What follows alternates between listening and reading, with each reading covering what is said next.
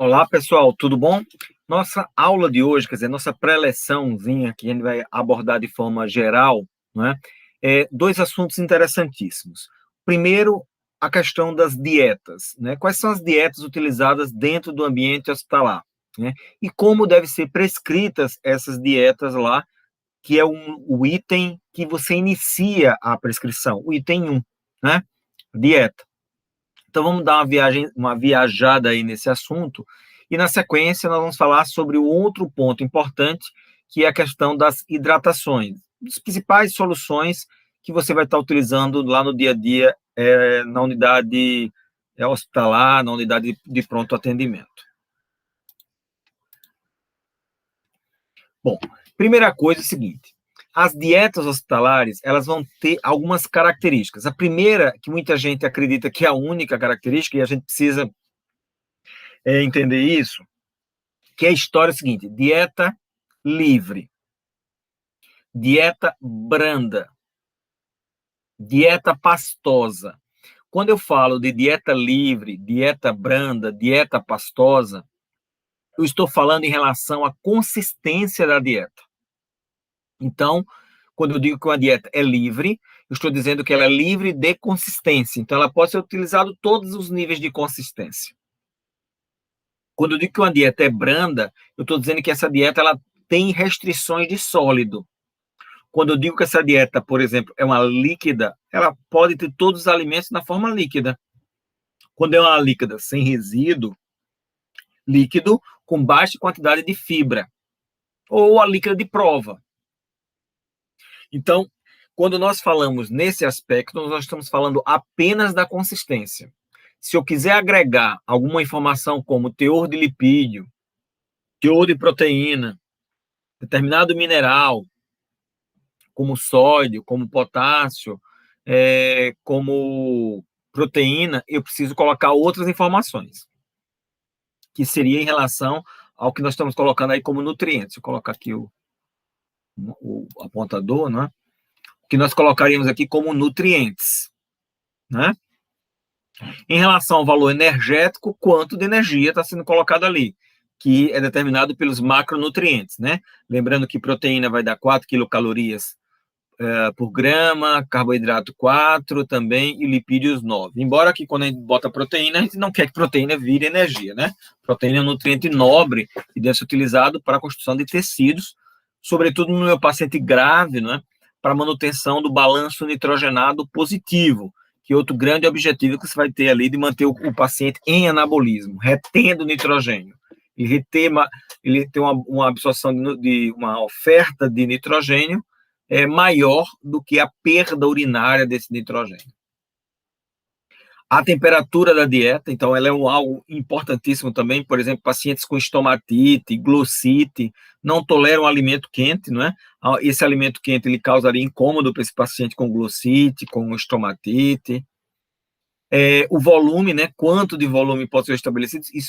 Isso vai preocupar pacientes, principalmente com DRGE, com doença do refluxo gastroesofágico, pacientes que, dependendo do decúbito, inclusive a importância de um decúbito angular acima de 45 graus, para que você possa evitar, por exemplo, um refluxo. Isso vai ser importante nas suas prescrições, em algumas situações vocês observarem a questão da angulação desse paciente, da posição dele de decúbito. E, como eu tinha falado, os nutrientes e o conteúdo de resíduo, né? O conteúdo, quando a gente fala de resíduo, é essencialmente de fibras alimentares. Então, olha aí, ó, a dieta livre, ela é uma dieta, como vocês estão vendo aí, fornece todos os tipos de alimento, né? E a ideia dela é ser completamente livre em relação à possibilidade de consistência. Quando eu falo dieta livre, de forma geral, que é a dieta habitual dos hospitais, eu diria que ela é chamada normo.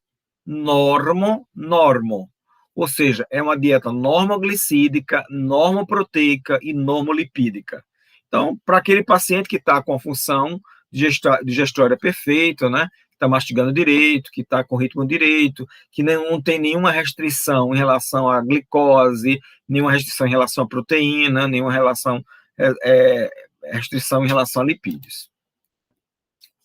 A dieta branda, como eu falei, ela já vai ter alimentos que seriam de maior facilidade digestiva, de mais facilidade de mastigação, mais macios, né? Normalmente coccionados, pouco alimentos crus, alimentos triturados, que vão facilitar a ingestão do paciente. Então, é um paciente com baixa dentição, é um idoso, né? É um paciente que tem um problema digestivo, então eu tenho que dar alimentos para ele que já estejam mais processados. Vou dar um exemplo, para você entender. O pão normal, né, ele seria uma dieta livre, mas se eu aqueço esse pão, o amido que está nesse pão, ele sofre um processo de destrinização e isso vai facilitar o processo tanto de mastigação quanto o processo digestivo. Então, no caso, a torrada estaria na dieta branda, né? O pão na dieta livre. Compreenderam? Também, naquelas características proteicas, lipídicas e glicídicas, elas seriam normo. É claro que você pode fazer uma dieta branda com variações obrigatoriamente nos níveis. Por exemplo, eu quero uma dieta branda para um diabético. Essa dieta branda para diabético, obviamente, ela vai ter que ter elementos que seriam elementos de menor índice glicêmico, menor capacidade de elevação da glicemia.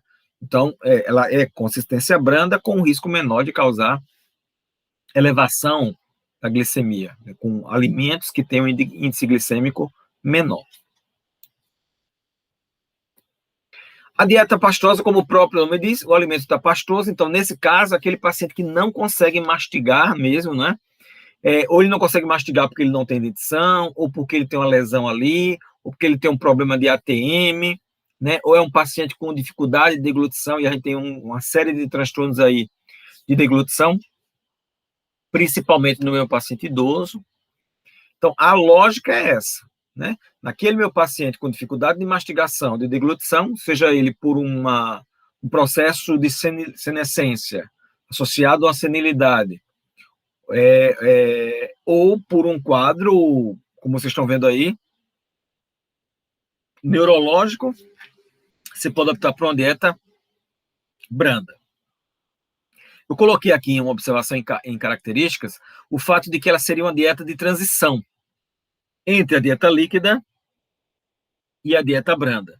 Na verdade, sempre a gente vai começar lá no paciente pós-operatório, no paciente que ficou muito tempo em jejum, com a dieta líquida de prova, depois a gente vai para a dieta líquida, restrita, líquida completa, pastosa, branda, livre. Normalmente essa sequência que nós vamos ter que fazer. Agora, por exemplo, só um exemplo básico. Uma pastosa vai estar lá creme, vai estar lá papa. Esse paciente ele pode ser intolerante à lactose. Se ele for intolerante à lactose, você teria que usar uma papa com leite sem lactose. Então, são situações que você deverá considerar. Bom, dieta líquida completa, essa, como eu tinha acabado de falar, dieta líquida completa é aquela dieta onde o paciente não consegue mastigar nada, não é?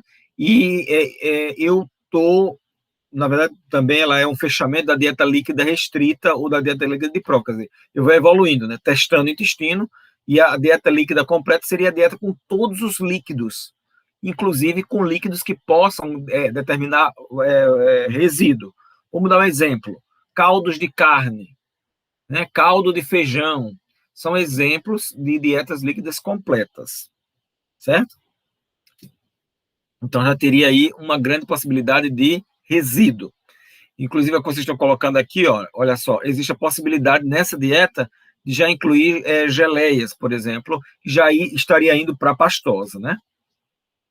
E naquele aspecto macro, sendo normoglicídica, normoproteica ou normolipídica. Mas lembrando que você pode precisar fazer uma dieta líquida completa para um paciente diabético, um paciente com dilipidemia, e você vai precisar também fazer recomendações na quantidade de glicídio, na quantidade de lipídio, na quantidade de sódio, por exemplo, se ele é um diabético ou se ele é um hipertenso, né? Você vai ter que também orientar que ela seria, por exemplo, hipossódica, uma dieta líquida completa hipossódica, porque eu estou em um paciente hipertenso descontrolado, com insuficiência cardíaca, com uma insuficiência cardíaca de alto débito, então seriam situações como essa. A dieta líquida restrita, como eu falei, ela é pobre em resíduo, então normalmente ela vai ser coada, ela vai ser filtrada, ela vai ser basicamente sem material sem fibra, como você está vendo aqui, coada, passada na peneira, ou às vezes coada mesmo em pano, para que o resíduo completo seja diminuído. Isso aí, normalmente você vai estar relacionado isso com testes de trânsito intestinal ou pacientes que têm algum tipo de lesão grave ali no intestino grosso, como, por exemplo, diverticulose, né? Situações nesse aspecto, você vai estar trabalhando com baixa quantidade de resíduo. É claro que uma dieta líquida restrita é uma dieta que não mantém estado nutricional. Se você está precisando manter um paciente com dieta líquida restrita, você teria que dar um suporte por via parenteral. E a grande opção aí é você trabalhar com a glicose na veia do paciente, né? E aí a gente vai ter uma regra básica para essa glicose na veia, que seria manter a taxa metabólica basal.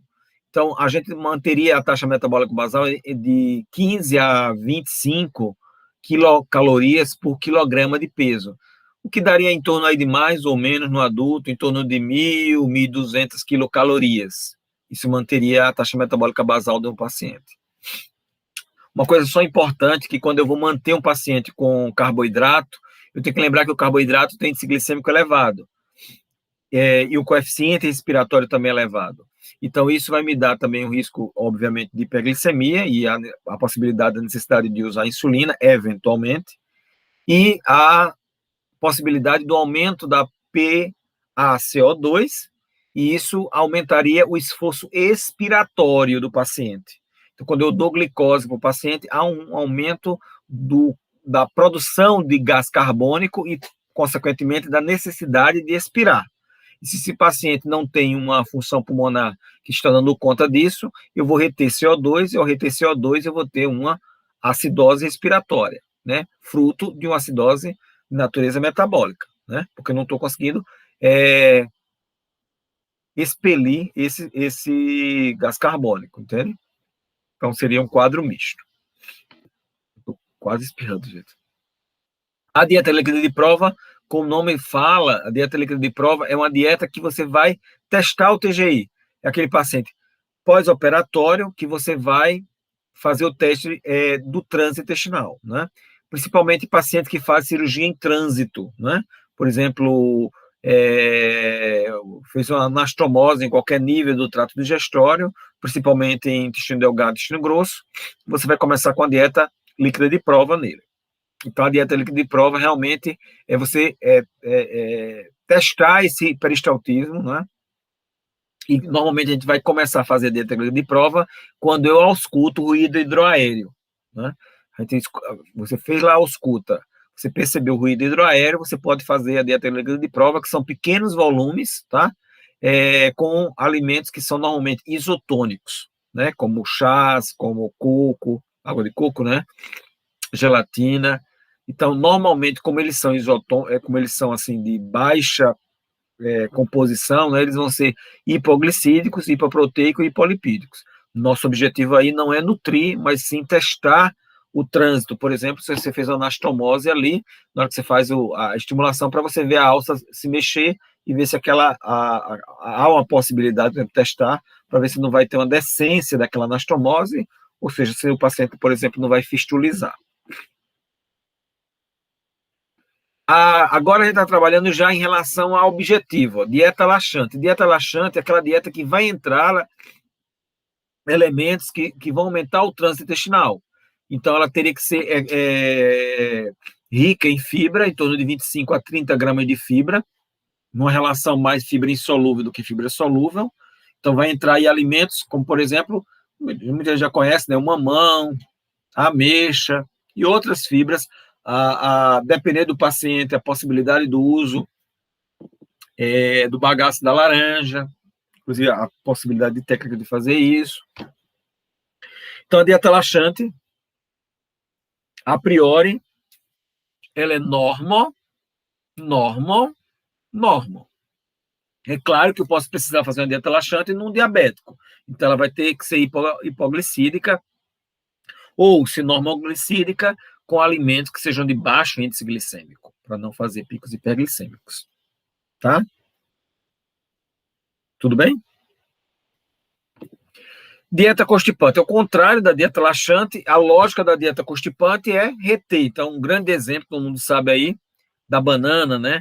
Ou do chá da goiaba, da folha do goiabeiro, da pitanga, né? São exemplos de coisa constipante. Na verdade, eles são constipantes porque esses alimentos, esses chás, ele tem muito tanino. A ação do tanino, inclusive da banana o tanino é aquele que dá aquele escurecimento, que ela fica roxinha, né? Como da maçã, por exemplo, também, é esse tanino que vai ter ação constipante. Então, a priori, também a dieta constipante ela vai ser normal, né? Mas você pode variar em relação à necessidade aí que você tem, né? Bom, já a dieta hipercalórica é uma dieta que vai dar um aporte de nutrientes, né? Para um paciente que está com catabolismo, por exemplo, com um paciente que precisa ganhar peso, né? Um grande queimado, por exemplo. Um grande queimado é um paciente muito hipercatabólico. O grande queimado, ele chega a uma necessidade de 7.000, 6.000, 7.000, 8.000 quilocalorias por dia. Ele é hipercatabólico. Então, no paciente como o paciente grande queimado, você vai precisar fazer dieta hipercalórica. Normalmente, no caso de um grande queimado, por exemplo, a dieta hipercalórica normal, de boca normal, vamos dizer, dieta oral, convencional, ela, às vezes não vai atender às necessidades calóricas por conta da densidade de caloria que tu precisa colocar. E nesses casos, você vai precisar de suportes nutricionais, né? Que seriam as dietas enterais ou suplementos nutricionais para completar isso. A dieta hiperproteica, a lógica seria exatamente você ofertar uma quantidade de proteína maior naquele paciente que está com o balanço nitrogenado negativo, porque você quer produzir um balanço nitrogenado positivo. Então, naquele paciente hiperdesnutrido, hipercatabólico, no queimado, paciente politrauma, paciente pós-operatório, preciso anabolizar proteína, construção de tecido. Então, vou optar para uma dieta hiperproteica. A grande maioria das minhas dietas hiperproteicas elas vão ser normocalóricas, ou seja, quantidade de caloria que o paciente precisa, hiperproteica, normolipídica e normoglicídica. E aí um grande meio de você fazer dieta hiperproteica são alimentos à base de leites derivados. Dieta hipoproteica é exatamente o contrário, em pacientes que estão tendo um catabolismo grande ali, e você pode ter uma grande quantidade de escórias nitrogenadas nesse paciente, e se você tem um aumento de escórias nitrogenadas, você precisa diminuir demais o nitrogênio que ele está recebendo, você precisa de uma dieta hipoproteica. Então, é muito indicado aí naquele paciente com problema de eliminação, obviamente, do nitrogênio, como é o caso do paciente com insuficiência renal crônica no IRC, tá? Dieta hipossódica, obviamente todo mundo aqui já sabe que a dieta hipossódica é aquela dieta que eu vou utilizar no paciente que é hipertenso, que está descompensado. Muita gente já viu algumas receitas, algumas prescrições, onde o profissional coloca lá, dieta assódica. Não existe uma dieta assódica, porque o sódio ele é um contaminante do ambiente. Existe dieta hipossódica, menor quantidade de sódio, que eu vou usar no meu paciente hipertenso, com ICC, edematoso, né? Então, a ideia aí é reduzir o sal de adição. Dieta hipolipídica, a ideia da dieta hipolipídica é uma dieta de baixa quantidade de gordura. Então, você vai fazer uma quantidade de gordura em torno de 20% a 25% de gordura do valor, esse VET que vocês estão vendo aqui, ó, é valor energético total. Então, quanto da gordura está colaborando para a quantidade de calorias totais. Dieta sem irritante gástrico, obviamente, também está claro que seria para pacientes com gastrite ou com úlcera, né? Que você vai estar retirando aí os condimentos, temperos, as bebidas gaseificadas, certo? Diminuir volume, fracionar o máximo possível. Essa é a lógica. E, é claro, evitar substâncias como tanino, como saponinas, substâncias que possam ter uma ação irritante a nível da mucosa gástrica. Dieta pobre em vitamina K, ela hoje em dia está cada vez sendo menos necessária, porque a dieta pobre em vitamina K, você usava ela no paciente que usava bisidroxicumarínico, que seria um anticoagulante antagonista da vitamina K. Então, se você está utilizando um antagonista da vitamina K, como, por exemplo, varfarina, e você der uma quantidade de vitamina K grande, a vitamina K ela vai antagonizar o efeito da varfarina. E isso vai, portanto, levar o paciente a uma coagulação e, obviamente, a um risco de trombose. Mas, graças a Deus, a gente tem hoje a rivaroxabana, por exemplo, que são os novos anticoagulantes, que não são antagonistas da vitamina K. Então, daqui a pouco, talvez, quando vocês se formarem, já nem está falando mais de varfarin, que é um anticoagulante antagonista da vitamina K. Vamos estudar ele aqui, tá? Mais na frente, a parte de sangue. As dietas sem flatulentos seriam dietas que diminuem a fermentação intestinal. Então, são dietas hoje com prebióticos, com probióticos, com pós-bióticos, nós já temos aí agora os pós-bióticos, e sem sombra de dúvida, a retirada de substâncias que sejam flatulentas, como é o caso, por exemplo, do que eu já tinha comentado, das saponinas, que você vai encontrar muito bem elas representadas lá no feijão, na vagem, de modo geral, nas leguminosas. Obedecendo aquela lógica que a gente falou, se eu disser dieta sem elementos flatulentos, ela seria norma, né? Bom, então eu fiz uma viagem rápida aí, e esses slides vocês têm acesso, para vocês darem uma olhada e, eventualmente, tirar dúvida, que só puxar, fazer uma pré-eleçãozinha rápida. Nós vamos agora para as soluções venosas. Nós temos um elenco de substâncias que nós podemos fazer na veia do nosso paciente, né? Eu vou dividir elas em duas categorias: o cristalóide e os coloides. A ideia dos cristalóides é uma solução iônica.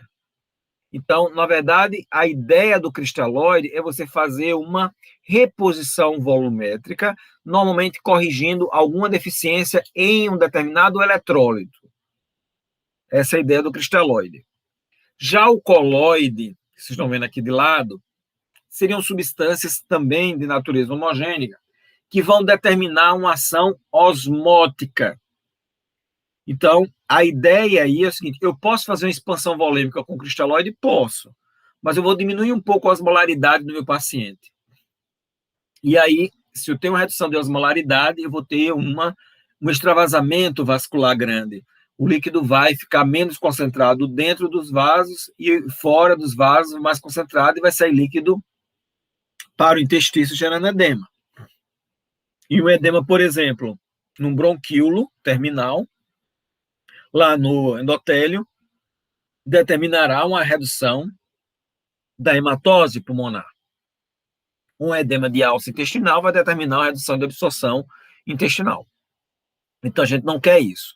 Quando eu preciso fazer uma grande expansão volêmica, a gente chama de ressuscitação volêmica, eu posso ter a necessidade de utilizar um coloide para manter a pressão coloide osmótica. Essa é a ideia do coloide, manter a pressão coloide osmótica, né?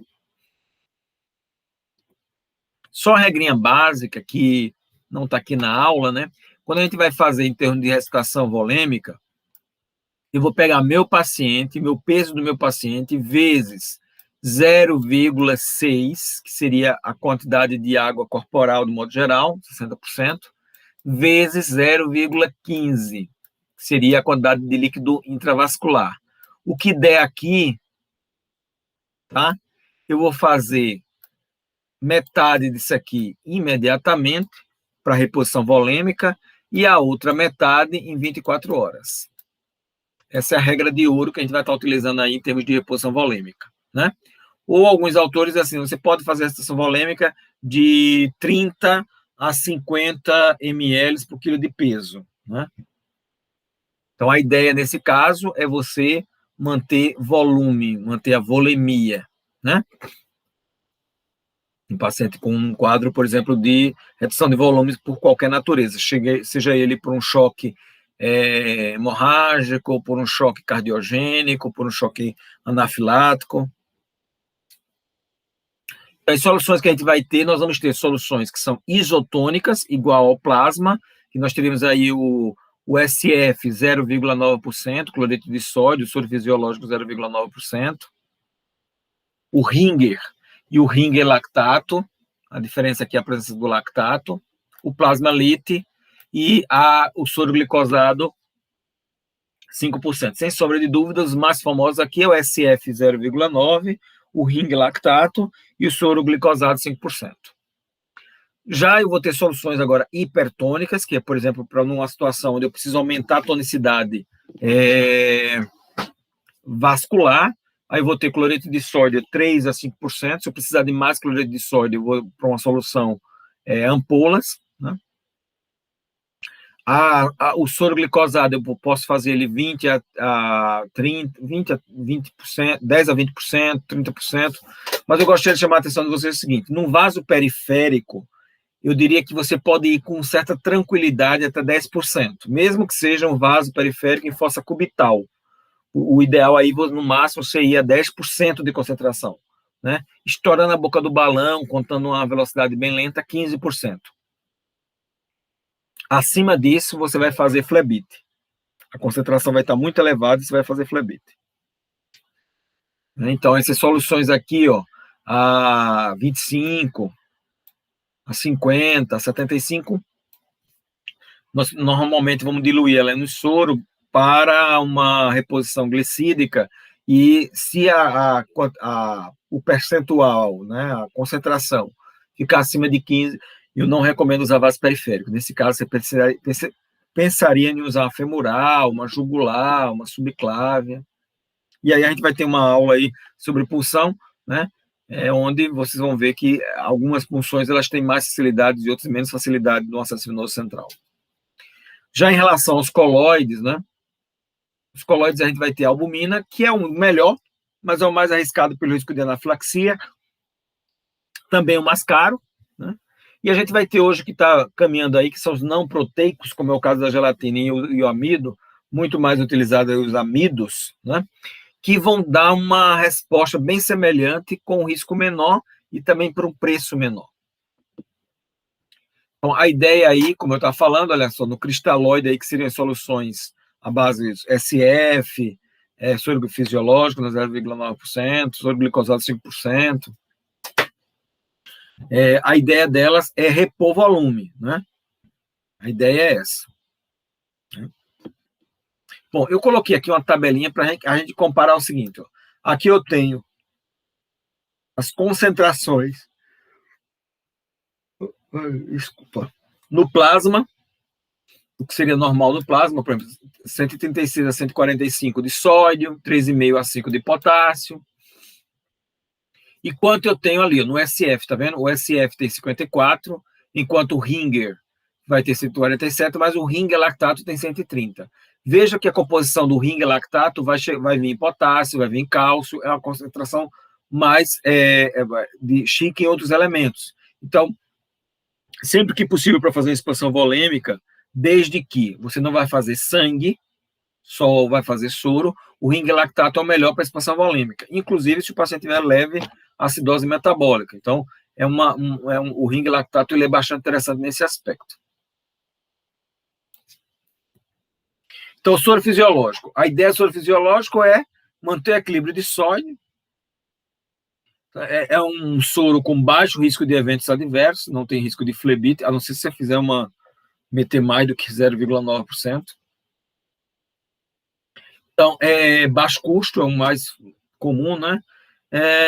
É utilizado aí com uma certa cautela em pacientes com acidose metabólica hiperclorêmica, que pode agravar, e pacientes com hipernatremia, né, que já tem uma elevação, hipernatremia, elevação de sódio no sangue. Eu coloquei aqui os soros que nós vamos ter, ó. Eu tenho soro glicosado, soro fisiológico 0,9%, ampolas de 10, ampola de frasco ampolas com 50 ml, com 100 ml, com 250 ml, com 500 ml, com 1.000 ml, com 2.000 ml. Habitualmente eu vejo o de 50, de 100 e o de 500, né? É o que mais a gente vê aí em relação ao dia a dia prático. O Ringer ele vai ter cloreto de sódio, cloreto de potássio, cloreto de cálcio. A ideia aí é o que? Uma expansão volêmica boa, não é? Um paciente desidratado que precisa fazer uma reposição hidroeletrolítica. O que eu vou ter que avaliar aí é se meu paciente ele toleraria bem o ring, para avaliar isso, eu tenho que avaliar se tem insuficiência cardíaca, por exemplo, insuficiência cardíaca de alto débito, que me contraindicaria, se é um paciente que já tem uma hipercalemia, né? Paciente com hipoproteinemia ou paciente com insuficiência renal. Os frascos do ring é simples, vão 250, 500 e 1000 ml.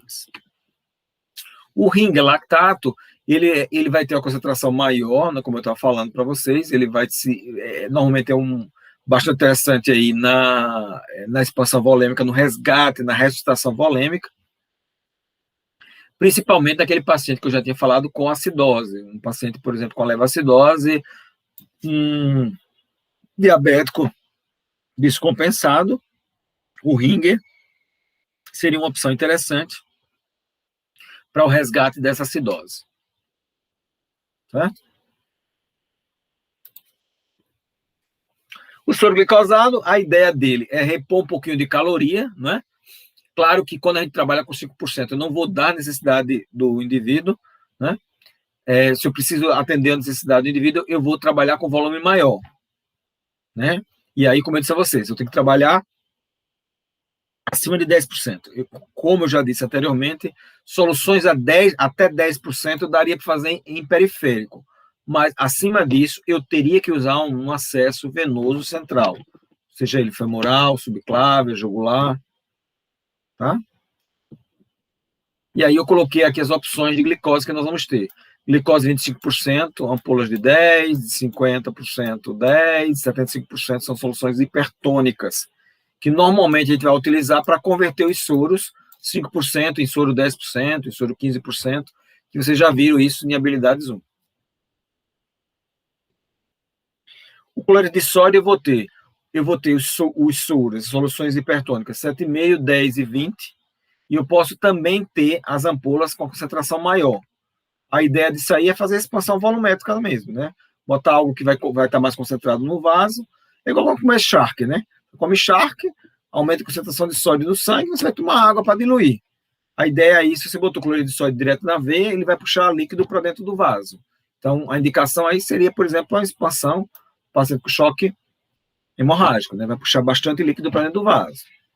Politrauma, hipertensão craniana, embora para hipertensão craniana é bom interessante utilizar a solução, por exemplo, do manitol. O manitol é uma droga, uma solução hipertônica bastante interessante ser utilizada no paciente com aumento da PIC. A grande vantagem é o baixo custo, né? O cloreto de sódio é o sal, né? A solução de sal apenas injetável. A desvantagem é que o efeito é bem fugaz, né? A flebite, dependendo da concentração e da velocidade de entrada. A hipertensão, dependendo da velocidade de entrada. A hipernatremia, que seria a elevação do sódio, a hipercloremia do cloreto e a possibilidade da hiperosmolaridade, né? E, eventualmente, as complicações que você vai ter em relação a essa hipernatremia, a hipercloremia e a hiperosmolaridade, que seria o risco de lesão na camada, na baía de mielina, obviamente, o risco de convulsões por conta dessa lesão da baía de mielina. Aqui eu coloquei a comparação deles, ó. O 7,5, o 10 e o 20% em relação a sódio, em relação, tá vendo como aumenta? Em relação a cloreto. E olha só a osmolaridade disso aqui, ó. Isso aqui faz uma flebite com força, uma osmolaridade dessa. Bom, e para terminar essa nossa preleção, os coloides. Aí eu tenho o coloide proteico, professor. O coloide proteico é o melhor, mas é o mais caro e existem riscos em relação ao coloide proteico. Um deles é o quadro de anafilaxia. E o preço disso, né? Então, a ideia deles é fantástica, porque eles vão atrair o líquido, vai aumentar a pressão coloidosmótica, né? E também, no caso da albumina, vai ajudar no transporte de fármacos no sangue. Mas o problema deles, como eu tinha falado, ó, o alto custo e o risco de anafilaxia. E dependendo aí da origem, né, o risco infeccioso de hepatites e distúrbio de coagulação, né? Mas para enxugar um paciente é a melhor substância, né? A albumina, sem sombra de dúvida, enxuga bem. O que é enxugar? Aumentar a pressão coloidosmótica, tirando o líquido de dentro do intestício para dentro do vaso, e o vaso levando isso para o rim, para que haja eliminação, enxugando o paciente, reduzindo o edema do paciente. Então, eu vou ter aqui as opções, né, dos comerciais, né, de albumina, os frasquinhos aqui, 20% com 50 ml, né, e a gente tem tanto frasco quanto bolsas, né, essas bolsinhas da Baxter. Tem frascos e tem bolsas, né. Já a gente tem uma opção mais barata e com menor risco de anafilaxia, que seria o hidroxietilamida. Hidroxietilamida são soluções sintéticas produzidas, né, fabricadas a partir de amilopectina. Então, na verdade, você vai ter hidroxietilamida mais cloreto de sódio e solução água para injeção. Então, é isso que a solução é mais barata e o risco de anafilaxia de hidroxietilamida é bem menor. Não que não exista, né? Até coloquei ele aqui, ó. Outro dado interessante do hidroxietilamida é em relação a pacientes com distúrbio de coagulação com diminuição de fator 8 e fator de von Willebrand. Então, isso é uma consideração que deve ser feita, né? Mas, como a gente falou, ele tem a vantagem grande de fazer um aumento da pressão coloidosmótica com um risco menor. Bom, o que é que você vai ter que fazer quando estiver usando hidroxietilamida?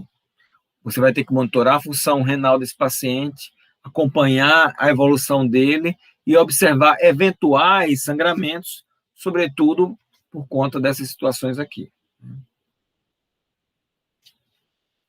Diminuição do fator 8 e do von Willebrand. Ok?